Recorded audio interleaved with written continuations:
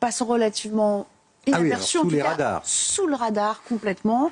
Ça vient d'un article du Financial Times qui nous révèle que la bureaucratie militaire ukrainienne aurait détourné 1 milliard de dollars via une société américaine qui est basée en Arizona. Mais qu'est-ce que c'est que cette histoire-là? Alors c'est pas exactement ça, parce qu'on ne connaît pas ce qui a été détourné ou pas.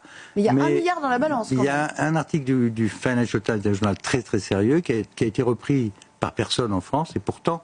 Alors le contexte, quand même, il faut savoir que nous, les Européens, on a donné à l'Ukraine environ 175 milliards d'euros depuis le début de la guerre. Les Américains à peu près autant. Donc c'est énormément d'argent. Oui. Dans un pays où malheureusement l'état de droit et la corruption sont un vrai sujet.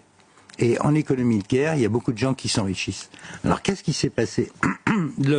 À la suite de procédures en justice, analysées par les journalistes du Financial Times, on découvre qu'il y a un jeune homme américain qui s'appelle Tanner Cook, qui a 28 ans, qui dirige une toute petite hangar en fait en Arizona à côté de Tucson, qui soi-disant s'occupe de vente de munitions.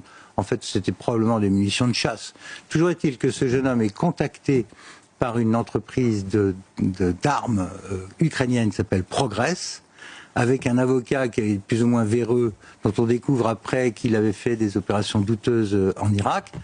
Et Progress signe un contrat avec cette boîte totalement inconnue de l'Arizona à hauteur de 1 milliard de dollars pour la livraison d'armes.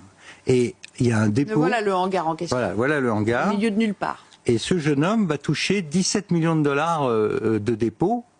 Et il devait livrer, tenez-vous bien, 10 millions d'obus de 23 mm antiaériens, 56 000 fusées Grad soviétiques, et 24 000 obus de mortier, sans parler des quantités astronomiques d'autres munitions à partir soviétiques. De là, donc. Alors, c'est pas à partir de là, c'était à partir de Serbie.